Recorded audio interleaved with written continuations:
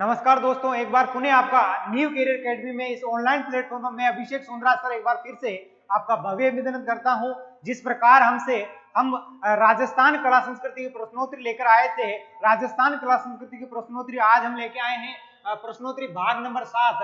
भाग नंबर 7 का देखिएगा मित्रों, पहला प्रश्न प्रसिद्ध कृति ढोला मारू की शैली है। यहाँ पर ढोला मारू चित्र शैली पूछी गई है कि ये ढोला मारू जो चित्र है किस शैली का चित्र है। क्या ये जोधपुर का है, क्या अजमेर का है, या फिर बीकानेर शैली का है, या फिर किशनगढ़ शैली का है। मित्रों देखें क्या है ढोला मारू। तो मित्रों याद रखिएगा, ये जो ढोला मारू है, ढोला मारू, यहाँ पर जो ढोला है वो धोड़ाराम है। कौन है? धोड़ाराम, जो कि ढूंढाड़ के एक राजा हुए थे। और मारू जो है वो मरवण है। मारू जो है मरवण है। ये मारू मरवण ये मारवाड़ की राजकुमारी होती है। मारवाड़ की राजकुमारी जिनका नाम मरवण होता है और वही आगे चलकर मारू कहलाती है। यहाँ पर इन दोनों के बीच में बचपन में शादी हो जाती है। इनके लिए एक लिखा गया था ढोला मारूरा दुआ, ढोला मारूरा दुआ, ढोला मारूरा दुआ। ये जो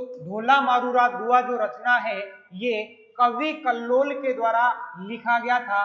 कवि कल्लोल के द्वारा लिखा गया था। और देखिए ये जो ढोला मारू चित्र है वो मारवाड़ शैली का है। तो यानी यूं कहें तो ये जोधपुर शैली का है। तो देखें मित्रों, वापस से देखें, प्रसिद्ध कृति ढोला मारू की शैली है। तो इसका जो राइट आंसर होगा जोधपुर शैली।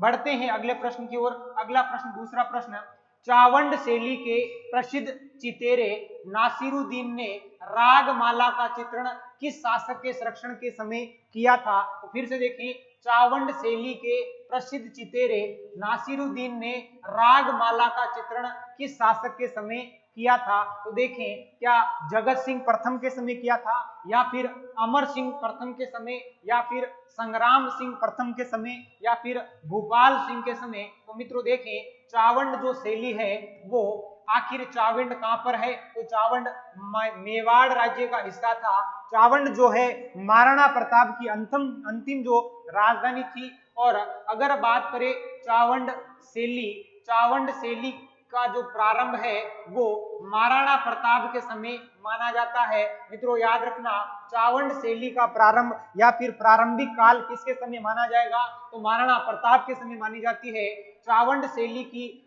चावंड शैली का स्वर्णकाल ये अमर सिंह द्वितीय का समय माना जाता है। मित्रों याद रखिएगा, चावंड शैली का स्वर्णकाल अमर सिंह प्रथम का समय माना जाता है। और इसी चावंड शैली में ही एक चितेरे हुए हैं जिनका नाम था नासिरुद्दीन, जिन्होंने रागमाला का चित्रण किया था। ये चित्रण अमर सिंह के समय होता है। तो इसका जो राइट आंसर होगा अमर सिंह प्रथम। बढ़ते हैं अगले प्रश्न की ओर। अगला प्रश्न है तीसरा प्रश्न। आप देख पा रहे होंगे, राजस्थान में पोमचा किसे कहा जाता है। फिर से देखिएगा दोस्तों, ये बहुत बार क्वेश्चन आया हुआ है पोमचे को लेकर। राजस्थान में पोमचा किसे कहा जाता है। मेवाड़ में पगड़ी को कहा जाता है, या फिर महिलाओं की पीले रंग की विशेष ओढ़नी को कहा जाता है, या फिर भीलों में महिलाओं की साड़ी को कहा जाता है, या फिर पुरुषों की तंग धोती को कहा जाता है। फिर से देखें यहाँ पर पोमचा पूछा गया है। मित्रों देखें पोमचा क्या होता है। पोमचा तो ये एक प्रकार की ओढ़नी होती है। ये एक प्रकार की ओढ़नी होती है विशेष क्षेत्रों में। तो देखें अलग अलग जगह अलग अलग पोमचा प्रचलित है। पुत्र के जन्म पर, मित्रों याद रखिएगा, पुत्र के जन्म पर पीला पोमचा ओढ़ा जाता है। पीला पोमचा ओढ़ा जाता है। जबकि पुत्री के जन्म पर ये गुलाबी पोमचा ओढ़ा जाता है। वापस से देखें, पीला पोमचा किसके लिए प्रसिद्ध है। पुत्र के जन्म पर पीला पोमचा ओढ़ाया जाता है, जबकि पुत्री के जन्म पर गुलाबी पोमचा उड़ाया जाता है। एक होता है चीड़ का पोमचा, एक होता है चीड़ का पोमचा। ये क्या होता है चीड़ का पोमचा। तो कोटा क्षेत्र में विधवा महिलाएं जो काले रंग का ओढ़नी ओढ़ती है विधवा महिलाएं, उसे चीड़ का पोमचा कहते हैं। तो फिर से देखिएगा, पोमचा, पोमचा एक प्रकार की ओढ़नी होती है। पुत्र के जन्म पर पीला पोमचा ओढ़ा जाता है और पुत्री के जन्म पर गुलाबी पोमचा ओढ़ा जाता है। और एक विधवा महिलाएं जो कोटा क्षेत्र की है वो चीड़ का पोमचा ओढ़ती है। तो देखें यहाँ पर ऑप्शन होगा, मेवाड़ में पगड़ी नहीं है, महिलाओं की पीले रंग की विशेष ओढ़नी ये पोमचा होती है, भीलों में महिलाओं की साड़ी नहीं होती है और पुरुषों की तंग धोती नहीं होती है। तो इस प्रकार तीसरे प्रश्न का जो राइट आंसर होगा 2, महिलाओं की पीले रंग की विशेष ओढ़नी। बढ़ते हैं अगले प्रश्न की ओर। अगला प्रश्न 4 नंबर पर, शाहपुरा में जिस संप्रदाय की पीठ स्थित वह है। यहाँ पर शाहपुरा जिले की एक संप्रदाय पूछा गया कि शाहपुरा जिले में कौन सा संप्रदाय विकसित हुआ था। तो देखिए, शाहपुरा में जिस संप्रदाय की पीठ स्थित वह है, क्या दादू संप्रदाय है, या फिर वल्लभ संप्रदाय है, या फिर निम्बार्क संप्रदाय है, या फिर राम स्नेही संप्रदाय है। फिर से देखिएगा दोस्तों, शाहपुरा में किस संप्रदाय की प्रधान पीठ स्थित है। ये यहाँ पर दादू संप्रदाय की नहीं है, क्योंकि दादू संप्रदाय की जो पीठ है वो है नरेना, और नरेना है जयपुर ग्रामीण, जयपुर ग्रामीण। तो मित्रों याद रखें, दादू पंथी जो दादू दयाल के द्वारा चलाया गया था, उसकी जो प्रधान पीठ है वो नरेना, और नरेना कहां पर है, जयपुर ग्रामीण में है। अगली बात करते हैं वल्लभ संप्रदाय की। वल्लभ संप्रदाय की जो पीठ है वो नाथ द्वारा, और नाथ द्वारा कहां पर है, तो राज संबंध में है। अगली बात कर लेते हैं निम्बार्क संप्रदाय की। तो इसकी प्रधान पीठ सुलेमाबाद, ये सुलेमाबाद किशनगढ़ में है, और किशनगढ़ कहां पर है, तो किशनगढ़ अजमेर में है। और चौथा ऑप्शन है राम स्नेही संप्रदाय। राम स्नेही संप्रदाय की जो प्रधान पीठ है वो है शाहपुरा, और शाहपुरा जिला, पहले ये जिला भीलवाड़ा का था, अभी नवीन जिला बना है शाहपुरा जिला, वहां पर राम स्नेही संप्रदाय विकसित हुआ है। और इसी राम स्नेही संप्रदाय की जो संस्थापक है वो है राम किशन जी, और इन्हें ही रामचरण जी भी कहा जाता है। राम स्नेही संप्रदाय के लिए एक उत्सव मनाया जाता है जिसे फूल डोल महोत्सव कहा जाता है। मित्रों याद रखना, फूल डोल महोत्सव कहाँ का प्रसिद्ध है, तो वो शाहपुरा जिले का प्रसिद्ध है। इस प्रकार देखें, इसका जो राइट आंसर होगा वो चौथा, राम स्नेही संप्रदाय। राम स्नेही संप्रदाय का संबंध कहां से है, शाहपुरा से है। बढ़ते हैं अगले प्रश्न की ओर। मित्रों अगर आपको समझ में आ रहा हो, अच्छा लगे तो इसे लाइक करें, शेयर करें और सब्सक्राइब करें। अगला प्रश्न देखिए, 5वां प्रश्न, सुगन चिड़ी किस लोक माता का स्वरूप माना जाता है। यहाँ पर लोक माता का स्वरूप किसे माना जा रहा है, क्या सुगन चिड़ी लोक माता का स्वरूप माना जाता है, क्या नागणेची माता का माना जाता है, आयड़ माता का माना जाता है, शीतला माता का माना जाता है, या फिर स्वांगिया माता का माना जाता है। तो मित्रों देखिए, ने तो ये नागणेची माता का है, ने ही आयड़ माता का है, और ने ही शीतला माता का है। क्योंकि यहाँ पर शीतला माता को क्या कहा जाता है, गधों की देवी, यानी यहाँ पर इनकी जो सवारी होती है गधे। और यहाँ पर स्वांगिया माता जो है, स्वांगिया माता का जो स्वरूप सुगन चिड़ी माना जाता है। इस प्रकार इसका जो राइट आंसर होगा वो 4। अब बढ़ते हैं अगले प्रश्न की ओर। अगला प्रश्न, 6वां प्रश्न, कोषवर्धन किले का प्रचलित नाम है।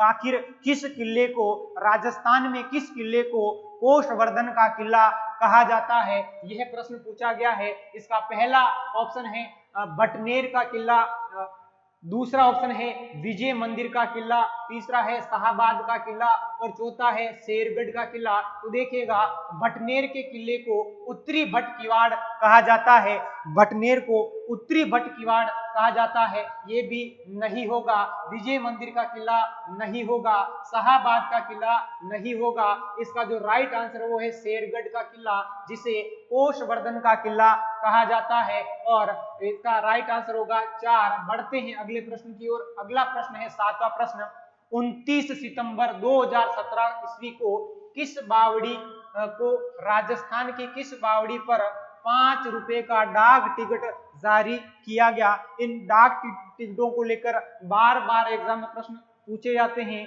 फिर से देखिएगा, यहाँ पर बावड़ी पूछी गई कि कौन सी बावड़ी पर 5 रुपए का डाक टिकट 29 सितंबर 2017 को जारी किया गया था। तो देखिए, क्या चमना बावड़ी शाहपुरा पर किया गया था, या फिर चांद बावड़ी दौसा पर किया गया था, या फिर हाड़ी रानी बावड़ी केकड़ी पर किया गया था, या फिर नौलखा बावड़ी कानड़ी डूंगरपुर में किया गया था। तो मित्रों देखिए, ये जो चांद बावड़ी दिख रही है, ये राजस्थान की सबसे प्रसिद्ध बावड़ी है। चांद बावड़ी, चांद बावड़ी ये दौसा में है। चांद बावड़ी आभानेरी दौसा, आभानेरी दौसा राजस्थान की सबसे गहरी, राजस्थान की सबसे गहरी बावड़ी वो कौन सी है? तो ये चांद बावड़ी है।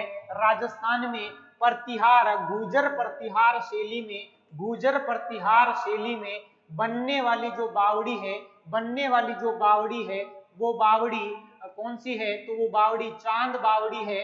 और अगर बात कर लें कि चांद बावड़ी के किनारे हर्षत माता का एक मंदिर है, याद रखिएगा, इस बावड़ी के यहाँ पर किनारे पर हर्षत माता का मंदिर है। मित्रों याद रखें, ये भी किस शैली में बना है? तो ये गुर्जर प्रतिहार शैली में बना है। फिर से देखें, चांद बावड़ी कहां पर है? चांद बावड़ी आबानेरी दौसा में है।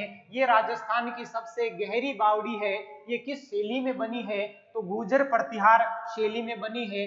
और अगर बात करें कि इसके किनारे एक मंदिर है जिसका नाम है हर्षत माता का मंदिर, और वो भी किस शैली में बना है? गुर्जर प्रतिहार शैली में। चांद बावड़ी पर 29 सितंबर 2017 में 5 रुपए का डाक टिकट जारी किया गया। इस प्रकार इसका जो राइट आंसर होगा 2, यानी चांद बावड़ी पर यह डाक टिकट जारी किया गया। बढ़ते हैं अगले प्रश्न की ओर। वंदे मातरम नामक रचना के रचनाकार है। बहुत ही शानदार प्रश्न है। वंदे मातरम नामक रचना का रचनाकार कौन है? क्या मेघराज मुकुल है, या फिर लक्ष्मी कुमारी चुंडावत है, या फिर शिव चंद्र भरतिया है, या फिर ओकारनाथ चतुर्वेदी है? तो मित्रों देखें, वंदे भारत सॉरी वंदे मातरम, वंदे मातरम के रचयिता कौन है? पहला ऑप्शन है मेघराज मुकुल। इस मेघराज मुकुल रस्तोगी ने सेनानी नामक रचना लिखी थी, सेनानी नामक रचना लिखी थी, जो कि हाड़ी रानी के ऊपर लिखी थी कि चुंडावत मांगी सेनानी, शीश काट दियो क्षत्राणी। ये जो सेनानी नामक रचना है वो मेघराज मुकुल ने लिखी है। अगला ऑप्शन है लक्ष्मी कुमारी चुंडावत।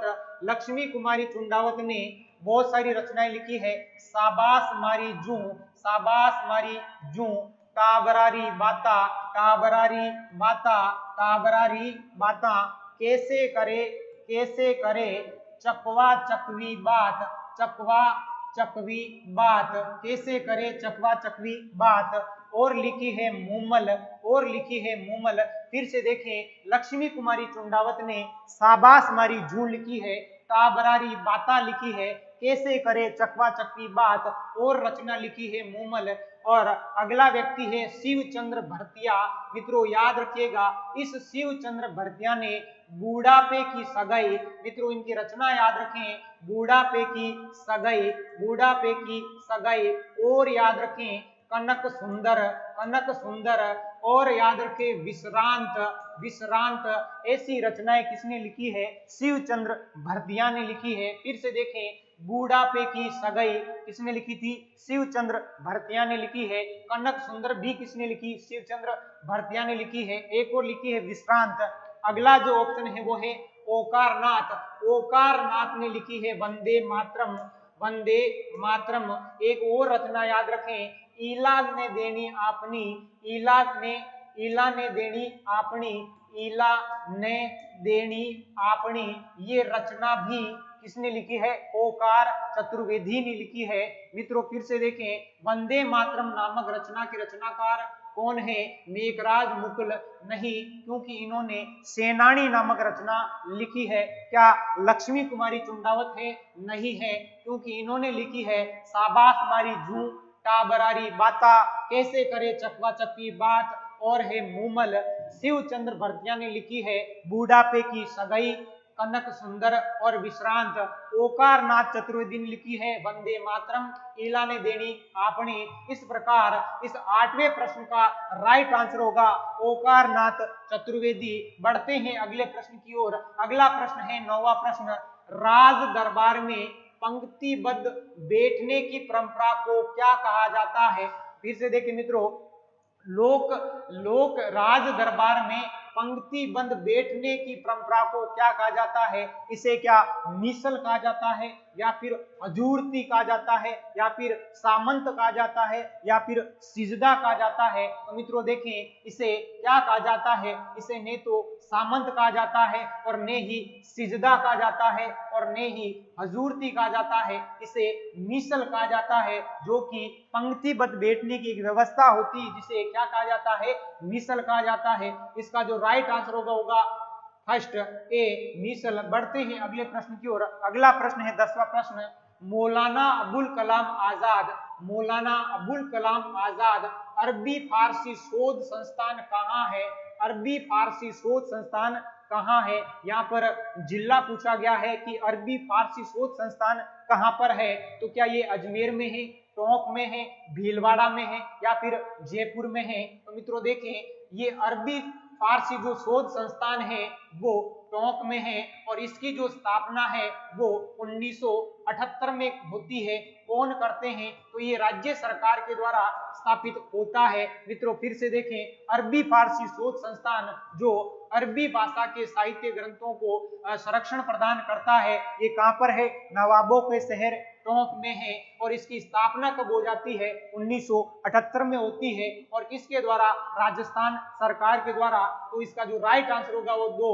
बट देखें दोस्तों, अगर आपको अच्छा लगा हो तो इसे लाइक करें, शेयर करें, सब्सक्राइब करें, और धन्यवाद। जय हिंद, जय भारत।